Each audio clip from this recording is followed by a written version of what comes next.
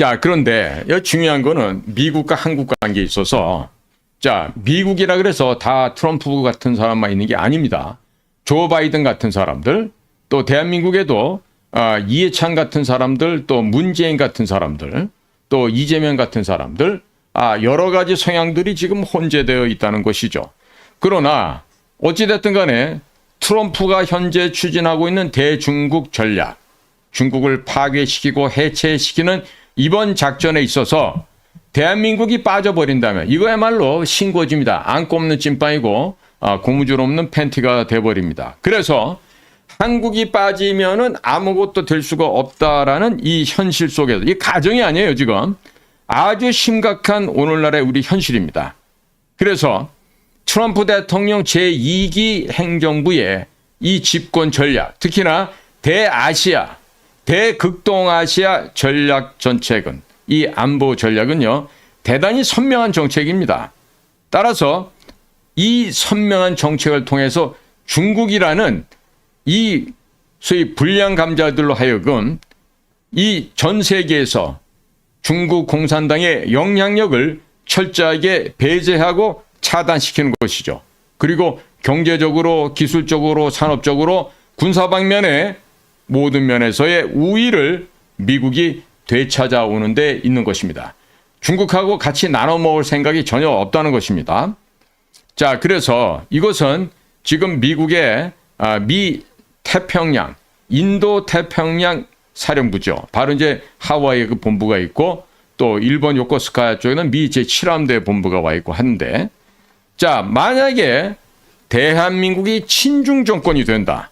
그래서 중국 공산당의 속방으로, 속국으로, 시다바리 밥풀떼기로 전락을 해버린다. 이렇게 되면 중국이 동해안을 점거하게 됩니다. 동해안을 점거해서 낮은 선봉부터 시작해서 청진, 함흥, 원산, 그 다음에 속초, 포항, 울산, 부산, 이런 모든 지역을 중국이 장악하게 된다. 이게 뭐죠? 바로 중국이 동해를 통해서 미 태평양, 인도 태평양 함대의 후방을 뒤통수를 칠 이런 압박을 가하게 될 것이라는 것이죠. 자, 이런 상황을 제대로 알고 있는 미국 쪽에서는 중국이 대한민국을 집어삼키게끔 절대로 가만히 내버려 두지를 않을 것입니다.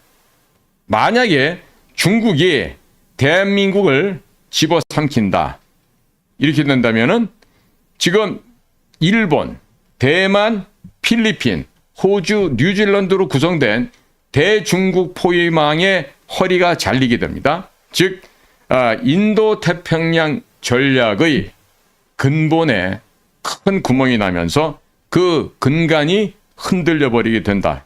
이런 얘기가 되는 것입니다. 지금 반대로요. 대한민국이 백령도, 덕적도, 가거도, 제주도 이런 이론에 해군 기지를 만들고 공군 활주로를 닦고 그리고 해병대들이 함께 근무할 수 있는 그런 요새를 구축하게 되면은요, 바로 대한민국은 뭐가 됩니까? 불침 항공모함이 됩니다. 특히 제주도 서남쪽에 있는 과거 일제가 사용했던 알뜨르라고 하는 지역에 비행장으로 활용했던 지역들이 있습니다. 그 제주도 알뜨르 지역에다가 준설을 하고 일본 요코스카보다 더 큰 항구를 만들어서 미국의 칠함대가 들어올 수 있게끔 하고, 또 이면에는 공군들이 작전을 할 수 있는 활주로도 만들고, 이렇게 될 경우 제주도가 제2의 하와이로 국제섬이 될 수가 있습니다. 자, 그렇다면 이 얘기는 뭘까요? 제주도가 하와이보다 더 번영해지는 그런 지역으로 바뀌어질 수가 있다? 이 얘기는 뭡니까? 제주국제공항을 통해서 유럽, 오세아니아, 미주역, 남미적, 아프리카 세계 어디서든지 바로 직항이 뜨게 된다는 얘기죠. 제주도에 각종 문화시설, 대형 컨벤션 센터, 5성급, 6성급의 국제 체인망을 갖고 있는 호텔들이 들어서고 학교, 대학, 병원 시설 뭐 이런 것들이 들어서다 보면은 제주도는 그야말로 전 세계에 상업 자본이 집결하는 과거 홍콩보다도 더한 그런 금융의 중심지도 될 수 있는 것입니다. 따라서 미국에서 특히 이번 백악관에서는 절대로 한국 대선이 일어난다거나 혹은 한국 대선을 통해서 대한민국이 친중화된다는 것을 결코 눈뜨고 볼 수가 없습니다. 자, 그래서 오늘 이 시간에는 생각할 수 없는 일을 한번 생각을 해보도록 하겠습니다. 저처럼 비밀 사업을 주로 해왔던 우리 같은 사람들은요, 항상 남들이 생각 못하는 거 허를 찌르는 생각을 미리 해야 됩니다. 예를 들면 과거 우리 선배들이 했듯이 남들은 생각을 못해요. 근데 생각해서 해온 것들이 있죠. 바로 M16을 한국형 M16 소총을 만드는 그런 과정들입니다. 월남전이라고 하는 특이한 그런 배경이 있었습니다. 또 포항 옆에 온산에 비철금속단지가 만들어집니다. 그럼 비철금속단지가 만들어질 수밖에 없는 그거는 베트남에 파견되어 있던 우리 중앙정보부 공작관들이 그 밀림 속에서 정말 피눈물 나는 노동을 하고 피땀을 흘린 결과 우리나라의 포항제철과 함께 온산의 비철금속단지가 완성이 됩니다. 바로 그런 일을 하는 것들이 우리 공작관입니다. 또한 나라도에서 달 날아가는 로켓가 성공을 하죠. 그것도 30년 전에 우리 공작관들이 일을 했던 것이죠.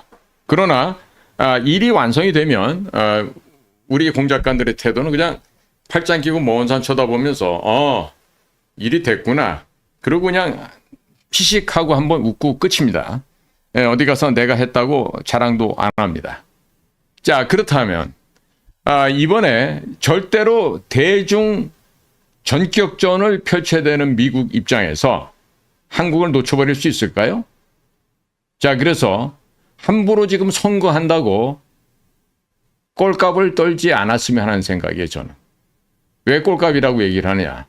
좀 경망스러운 표현이 될 수도 있습니다. 꼴값이라는 말은. 그러나 경솔하고 천박하게 경박하게 움직이지 말아달라라는 요청을 하는 것입니다.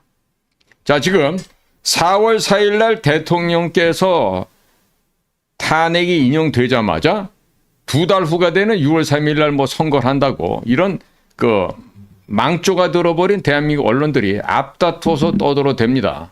자, 그런데 제가 역으로 한번 여쭤볼게요. 만약에 지금 대한민국이 저질러 왔고 중국과 함께 미국의 대선에 간섭했던 일들이 지금 물증들이 다 나와 있다 그러잖아요. 누구 얘기야? 미국의 국가정보장 DNI 털시 게버더가 강요회의 석상에서 대통령께 보고한 내용들이에요. 거기서 지금 카더라라는 게 아닙니다. 각하 이러이러한 증거물들을 확보를 했습니다. 라고 지금 보고가 들어간 거예요. 그러면 한국에서 이 부정선거의 진상을 국민들께 알려드리려고 본인이 죽을 줄도 알아요. 윤석열 대통령은 본인이 죽을 거라 알면서도 그 얘기를 했다. 그걸 위해서 임시로 경고성으로 알리기 위한 목적으로 비상경을 했는데 이걸 가지고 지금 내란의 수괴다, 내란의 우두머리다 하면서 지금 대통령을 파면을 시켰어요. 자, 이런 말도 안 되는 일을 목도한 미국의 백악관 쪽에서는 야, 이거 좀 한국 애들 그냥 둬서는 안 되겠구나.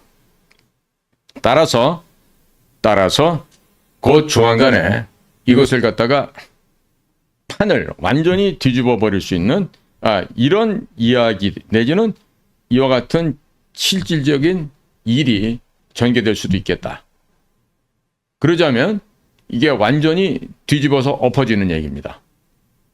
지금 대통령이 지금 파면이 됐다라고는 했지만 그게 전부 다 불법으로 가짜 증거로 억지로 갖다 마친 파면이란 말이에요.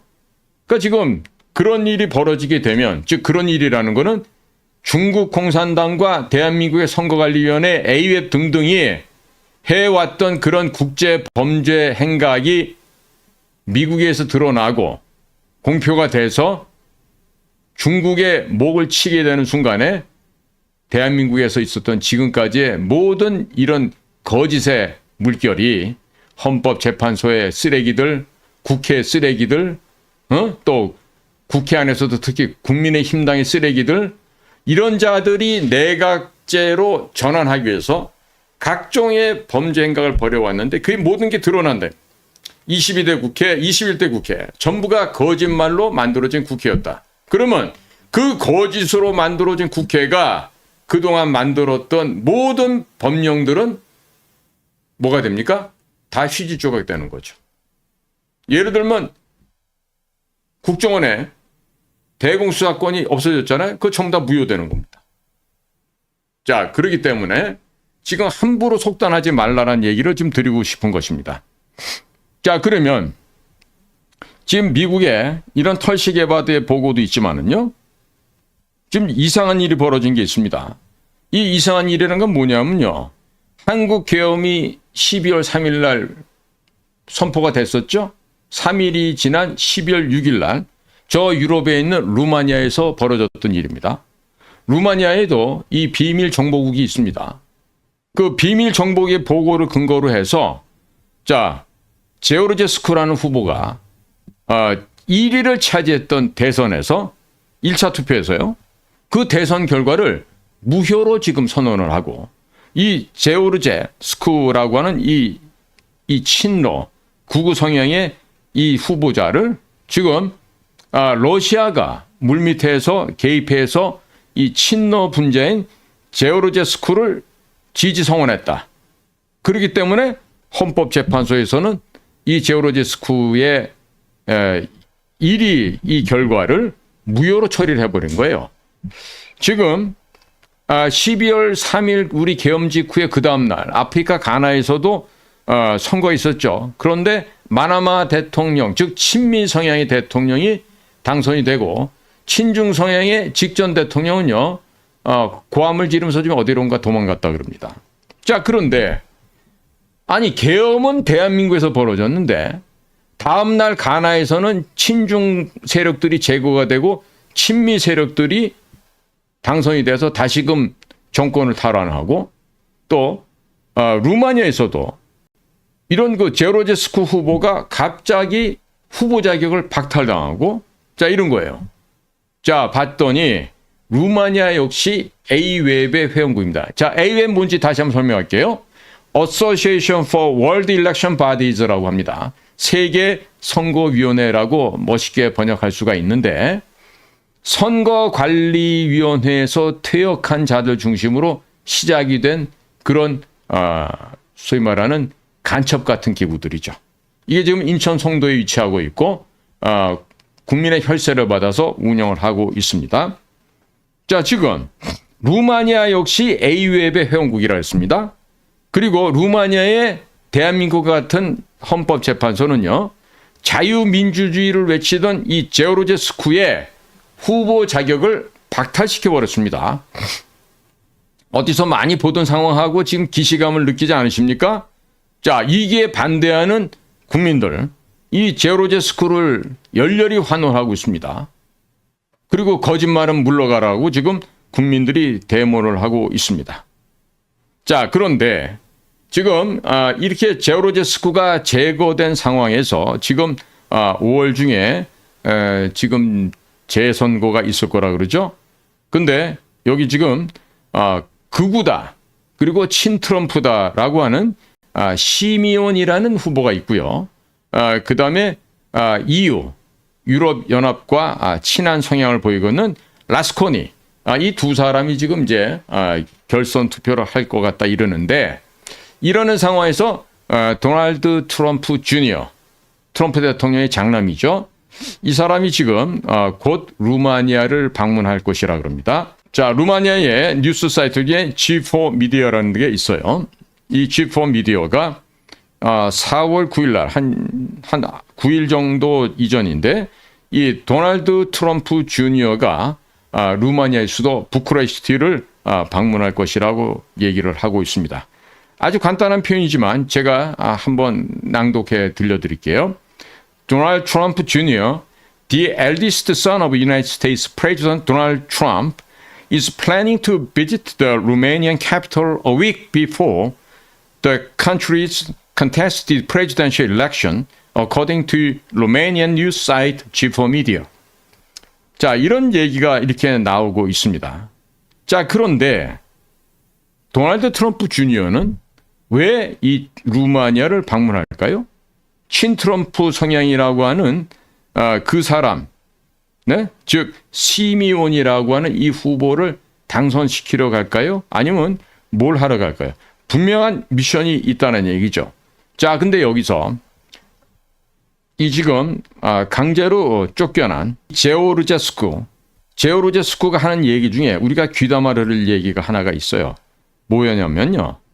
미국의 민주당 정권 하에서 국무부 장관 했었던 토니 블링컨이 루마니아의 헌법재판소에 개입해서 선거 무효화를 주도했다. 이런 혐의를 갖고 지금 현재 토니 블링컨이 미국의 정보당국의 조사를 받고 있다는 겁니다. 미국의 정보당국이 어딜까요? FBI, CIA, DIA, NSA 뭐가 됐든 간에 지금 미 정보당국의 조사를 받고 있는 사람 누구다? 직전 미국의 국무장관 토니 블링컨입니다. 그리고 중요한 것은 루마니아의 대선이 갑자기 왜 대한민국에서 계엄이 발생한 지 3일 만인 12월 6일 날 본선 투표가 원래 계획되어 있었는데 갑자기 취소가 되었다. 그렇다면 왜 취소가 됐었을까요? 왜? 자, 지금 루마니아 국민들도 그렇습니다만은 대한민국 국민들께서도 현실이 몹시도 혼란스럽고 실망스러울 것입니다. 애간장이 끊어지듯이 지금 하루하루가 힘들게 지내시는 분이 한두 분이 아닐 것입니다. 자, 그렇다면 우리 대한민국 국민들은 이 시점에 있어서 정신을 바짝 차려야 되지 않을까요? 자, 지금 4월은 잔인한 달이라고 얘기를 합니다. 과거 1960년 4월 19일 4.19 학생 의거가 일어났던 달도 4월 달입니다. 우리 국민들이 잊지 못할 4월입니다. 자, 그런데 이 봄이 되는 4월에 마냥 꽃피고 좋을 수만은 없죠. 자, 그래서 이 제른스쿠니커가 얘기하고 있는 이 이상한 아저씨 토니 블링컨 이자는요, 지난 11월 달에 11월 중하순에 남미 페루에서 에이펙 행사가 있었습니다. 에이펙은 Asian Pacific Economic 커미티인가 컨퍼런스인가 해서 아시아 태평양 경제사회 이사회인가 뭐 이래요. 그러면 거기에 갔을 때도 우리 대통령이나 우리 외교부 우리 안보실사람도 만났을 거예요.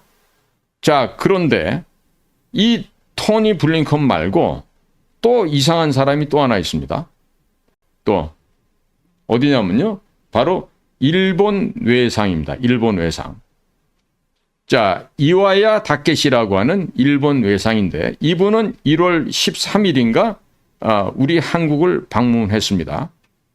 자, 와서 국립묘지 현충탑을 방문해서 엄숙한 표정으로 헌화하고 분향하고 참배하고 묵념을 하고 그리고 돌아갔어요. 이때 이 사람이 와서 국립묘지에 쓴 방명록에 보면요, 2025년 1월 13일 이와야 다케시 일본 외무상의 방한, 영어로 이렇게 적어놨다 그럽니다. 짧게 이렇게만 쓰고 현충원에 한 10여 분 머물다 갔습니다.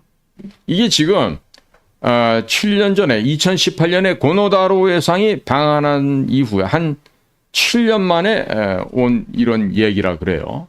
그러면 별다른 이슈도 없는데 이와야 외무상이 왜 한국을 왔을까요? 왜? 아니, 일본의 외무상이 저분도 지금 바쁜 사람일 텐데 갑자기 1월 13일 날 왜 왔을까요? 자, 여기에서 지금 우리가 생각해 봐야 됩니다. 짐을 싸서 집에 가야 되는 토니 블링컨이 크리스마스 휴가철이에요. 그런데도 불구하고 한국에 와서 헛소리를 하고 갔어요. 이 얘기는 뭐냐면 미국의 민주당 정권이 끝까지 이 소위 말해서 죄를 뿌리겠다라고 하는 그런 의지가 아니겠습니까? 저는 그렇게 보여집니다. 그리고 이와야 다케시 일본 외무상이 1월 초에 별다른 한일 간의 이슈도 없는데 갑자기 한국을 방문해서 현충원을 참배하고 이러고 이틀간의 일정 갖고 왔어요. 예?